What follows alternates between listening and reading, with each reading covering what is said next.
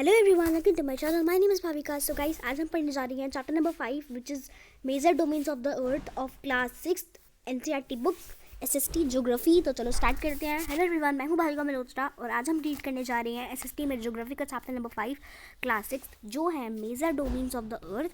तो चलो स्टार्ट करते हैं। तो बेसिकली गाइस, हमने इसके पार्ट 1 में, तो बेसिकली ये है पार्ट 2 वीडियो है ये, ठीक है। तो बेसिकली इसकी जैसे एज यू नो गाइस कि हमने पार्ट 1 वीडियो में हमने रीड किया था about lithosphere, atmosphere, hydrosphere, biosphere में, एंड हमने ग्रीक ओरिजिन रीड कर लिया था, लिथोस्फेयर पढ़ा था, मार के बारे में पढ़ा था, ओशन रीड कर लिए थे, continents, do you know, south America, straight, isthmus.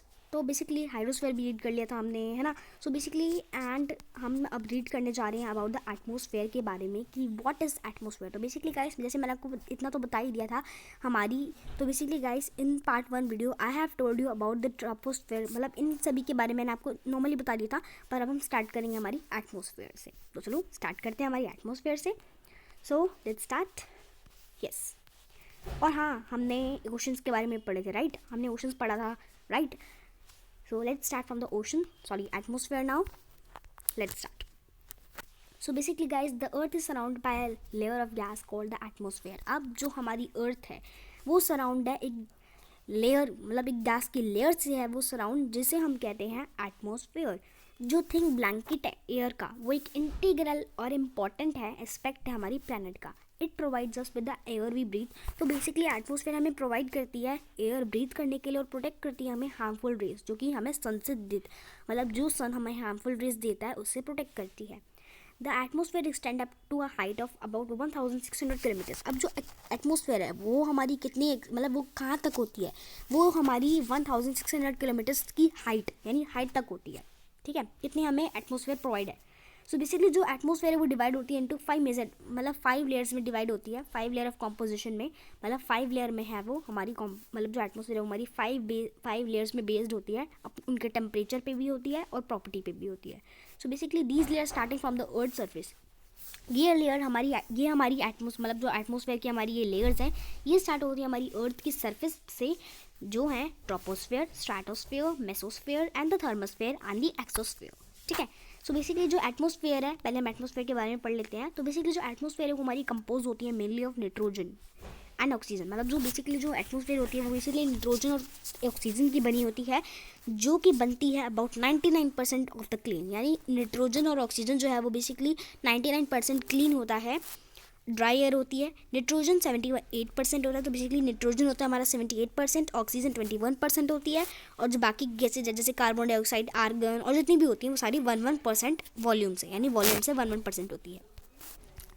Oxygen is the breath of life. अब जो ऑक्सीजन है वो ब्रीथ करते हैं हम लाइफ के लिए, जो जबकि जो अब देखो क्या है, जो ऑक्सीजन है वो तो हम ब्रीथ के लिए यूज़ करते हैं, ब्रीदिंग के लिए यूज़ करते हैं, हम ब्रीथ करते हैं अपनी लाइफ के लिए।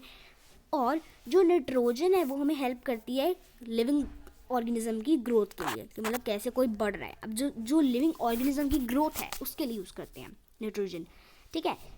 कार्बन डाइऑक्साइड तो present in a minute amount. अब जो कार्बन डाइऑक्साइड होती है वो एक मिनट के अमाउंट में प्रेजेंट होती है, जो कि इंपॉर्टेंट होती है एब्जॉर्ब, मतलब वो क्या करती है, वो इंपॉर्टेंट होती है क्योंकि वो एब्जॉर्ब करती है हीट, मतलब जो कि रेडिएटेड हीट होती है हमारी अर्थ की।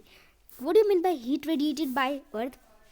मतलब जो सन से, मतलब जो सन, अब जो सन हीट दे रहा है वो हमारे लिए अच्छी है, पर जो ज़्यादा हार्मफुल रेज होती है ना सन की, उससे हमें दूर रखता है, हम लोगों को कार्बन डाइऑक्साइड, ठीक है, दूर रखता है। तरबे तो basically there by keeping the planet warm, जिससे वो प्लानट को वार्म कर देती है। It is also essential for a growth plants. अब ये भी, अब जो सन की रोशनी है ना, जिससे प्लांट वार्म होता है, वो भी ज़रूरी है प्लांट्स के लिए ग्रोथ की। अब अगर आपको प्लांट्स उगाने तो ज़रूरी है। Now the density of the atmosphere varies up with height. अब जो ये एटमोसफेयर की डेंसिटी है, यानी जो यहाँ की जो एयर आ रही है वो एक हाइट तक होती है, मतलब ज़्यादा हाइट तक। ऐसा आपने देखा, मतलब एग्जांपल देती हूँ, जैसे आप जितना भी जैसे आप माउंटेन्स पे गए हो, कहीं पे घूमने के लिए माउंटेन्स पे गए हो, अब जितना ज़्यादा माउंटेन्स पे चढ़ते जाओगे तो एयर लेवल क्या होता है, कम होता जाएगा। तो बहुत से लोगों को ऑक्सीजन सिलेंडर यूज़ करने पड़ते हैं, है ना, वही है, समझ गए। तो उसी को हम डेंसिटी कहते हैं यहाँ पे, density. Now it is maximum at the sea level and decreases rapidly as we go up. वही मैंने आपको जो कहा कि जो हमारी एयर होती है वो मैक्सिमम मतलब वो ज़्यादा हो जाती है जब हम सी लेवल पे होते हैं, पर जितना ज़्यादा हम ऊपर जाएंगे ना तो क्या होगा, वो डिक्रीज़ हो जाने लगेगी, मतलब वो कम हो जाएगी हाइट। देखो जैसे आप देख सकते हैं यहाँ पे एक बच्चा जा रहा है, ये जो भी है इसने क्या करा है, इसने यहाँ पे ऑक्सीजन सिलेंडर कैरी कर लिया है क्योंकि ऊपर एयर बहुत कम है इसीलिए। सो शी और he has to carry the oxygen cylinder. Example दे दिया है उन्होंने यहाँ पे आपको। Now you know that the climbers experience problems in breathing due to this decrease in the density of air. Density means air कम होना, तो बेस कम होना मतलब, ठीक है। तो बेसिकली आपने देखा है कि जो एक्सपीरियंस करने जाते हैं, जो क्लाइंबर्स होते हैं, यानी जो लोग घूमने के लिए जाते हैं पहाड़ों पे, तो बेसिकली उनको ना जितना ज़्यादा वो ऊपर जाते हैं ना पहाड़ों पे घूमने के लिए, उनको ना ब्रीथिंग की ना प्रॉब्लम हो जाती है क्योंकि वहाँ पे क्योंकि वहाँ पे एयर कम होती है, इसीलिए एटमॉस्फेयर कम होती है, तो उससे ना डेंसिटी हो जाती है एयर की, यानी एयर हमें बहुत कम आती है। तो they have to carry with oxygen cylinder, तो उन्हें ऑक्सीजन सिलेंडर कैरी करने पड़ते हैं अपने साथ जिससे वो ब्रीथ कर पाएँ हाई ऑल्टीट्यूड्स पे। The temperature also decreases as we go upwards. अब जितना ज़्यादा हम ऊपर जा रहे हैं तो टेम्परेचर जो होगा वो डिक्रीज़ हो जाएगा, राइट। वही मैंने आपको जो बताया, एयर कम हो जाती है। जो एटमॉस्फेयर होगी उसका एक्सट्रैक्ट प्रेशर, वो एक अपना प्रेशर को एक्सट्रैक्ट करती है अर्थ पे। This varies from place to place. तो बेसिकली इस जगह पे जगह आप जहाँ पे भी जाते हो it is there. Some air experience high pressure and some at the low pressure. अब ऐसे कुछ एरिया होते हैं जिन पे ना जितनी भी ज़्यादा ऊपर जाओगे ना वो लो प्रेशर हो, मतलब हाई प्रेशर रहता है, और कभी कभार लो प्रेशर होता है। जैसे आप वैष्णो देवी जा रहे हो, वैष्णो देवी पहाड़ों पे चढ़ोगे ना तो आपको लगेगा ही नहीं कि मतलब मेरे को सांस की दिक्कत हो रही है, लगेगा ही नहीं। क्यों? क्योंकि भाई वो तो एक तो हम माता रानी के प्लेस पे जा रहे हैं, एक तो वही क्योंकि माता रानी के जगह पे जा रहे हैं, माता रानी के घर जा रहे हैं, तो हमें कुछ नहीं होगा। और दूसरा होता है कि वहाँ पे हाई लो ऐसा प्रेशर होता है, हाई लो प्रेशर भी होते हैं कई जगह पे। वो एयर पे डिपेंड करता है कि वहाँ पे एयर कितनी एयर का प्रेशर कितना लो है, हाई है, ठीक है। So basically air move from high pressure to low pressure. अब जो एयर है वो हमारा high pressure to low pressure की तरफ वर्क करता है। Moving air is known as wind. और जो चलती हुई हवा होती है, मतलब जो हवा चलती है उसको हम विंड कहते हैं। Biosphere the domain of the life. अब जो बायोस्फीयर है जिसको हमने पढ़ा था ना, जो नैरो जोन होता है, it is called, right. So basically the biosphere is a narrow zone of contact between the land, water and air. अब जो बायोस्फीयर है वो हमारे एक ऐसा नैरो जोन है जो कि कॉन्टैक्ट करता है लैंड, वाटर और एयर को, ठीक है। तो बेसिकली ये इस जोन में लाइफ होती है जो कि यूनिक होती है प्लैनेट से एग्जिस्ट। ये देखो, ये आपको एक पिक्चर दिखा रखी है। So basically guys what is there at this is the atmosphere. ये हमारी एटमॉस्फेयर होगी, पहाड़ों पे लिथोस्फेयर होगी, हाइड्रोस्फेयर, ये सारा है। So basically there are several. So basically everyone now okay. So basically guys अब लास्ट पेज रह गया बस हमारा, then we will do the exercise, फिर हम एक्सरसाइज भी करेंगे। तो चलो पढ़ लेते हैं फटाफट। So basically there are several species of organism. तो बेसिकली जो स्पाइसेस होता है ना ऑर्गेनिज्म का, तो बेसिकली उसका जो वेरी होती है, मतलब that vary in the science from the microbes and bacteria to huge mammals. तो बेसिकली गाइस जो हमारे स्पाइसेस होते हैं ना, जो ऑर्गेनिज्म के स्पाइसेस होते हैं, तो बेसिकली वो हमें माइक्रोब्स, बैक्टीरिया दिख देते हैं ना हमें मैमल्स में। Mammals means are humans. All the living organism including mammals are the link to each other. तो बेसिकली गाइस जो लिविंग ऑर्गेनिज्म होते हैं ना, इंक्लूडिंग मतलब ह्यूमंस को भी इंक्लूड करेंगे तो वो ईच अदर जो होंगे ना वो बायोस्फीयर होते हैं सर्वाइवल के लिए, ठीक है। Now the organism in the biosphere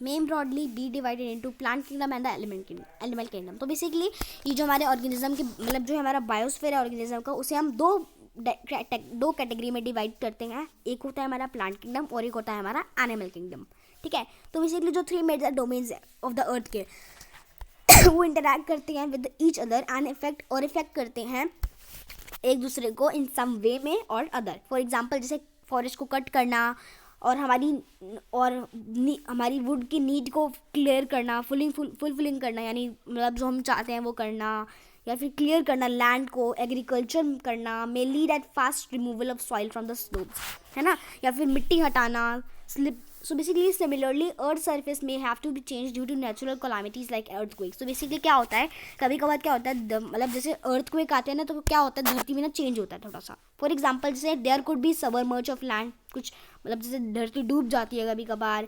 जब सुनामी आती है, सुनामी कहते हैं ना, सुनामी आ जाती है पार्ट ऑफ. तो बेसिकली क्या होता है, कुछ केस में क्या होता है, part of Andaman and Nicobar island were submerge under the water. मतलब जो पार्ट है ना हमारा अंडमान और निकोबार आइलैंड का, वो डूब गया था पानी में.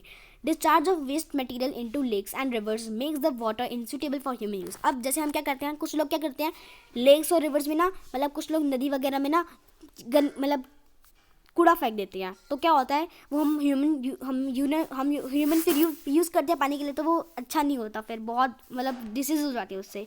तो इससे बहुत डैमेज होता है हमारी लाइफ में. So basically emission from the industries, thermal power plants and vehicles pollute the air. तो बेसिकली अब जैसे अगर हम कहीं जा रहे होते हैं तो बेसिकली पॉल्यूट होता है कितना एयर और व्हील. अब तो गाइस व्हीकल्स, अब पता है क्यों, अब जो एयर है, एयर में भी पॉल्यूट होने लग जाए. एयर में भी कितना पॉल्यूशन है, पता है क्यों, क्योंकि व्हीकल्स इतना जाते हैं तो कितना पॉल्यूशन हो जाता है. और साथ ही साथ जो कूड़ा हम फेंक देते हैं ऐसी जगहों पे, उसकी वजह से. अब जो कार्बन डाइऑक्साइड है यानी CO मीन्स कार्बन डाइऑक्साइड जो है वो हमारा इंपॉर्टेंट कॉन्स्टिट्यूमेंट है एयर का. But increase in the amount of CO means, अब जब इंक्रीज हो जाएगा यानी जब कार्बन डाइऑक्साइड यानी जो CO है यानी जो कार्बन डाइऑक्साइड है वो कम हो जाएगी, तो क्या होगा, इंक्रीज हो जाएगा ग्लोबल टेम्परेचर में. ठीक है.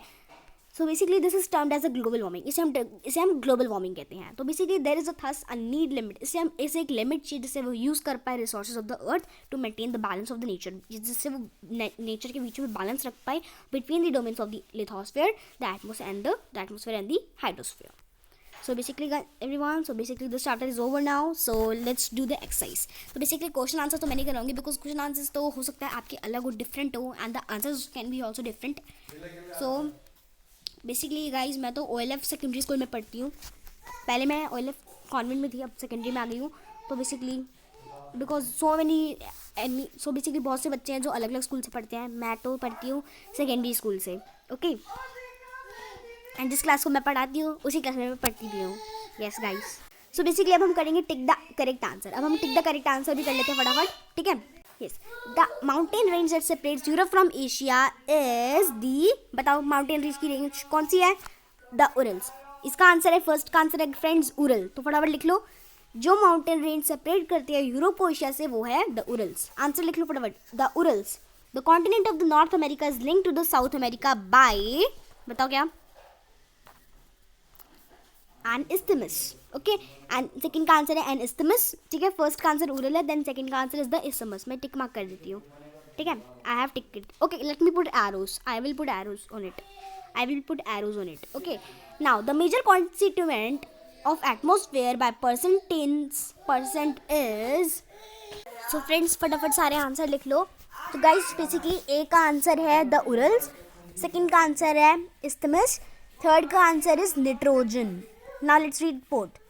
The domain of the earth sustaining of solid rocks is the lithosphere. इसका आंसर लिथोस्फेयर है. And largest continent we all know, Asia. ठीक है. फटाफट आंसर मार्क कर लो. मैं एक बार दोबारा मार्क कर रही हूँ.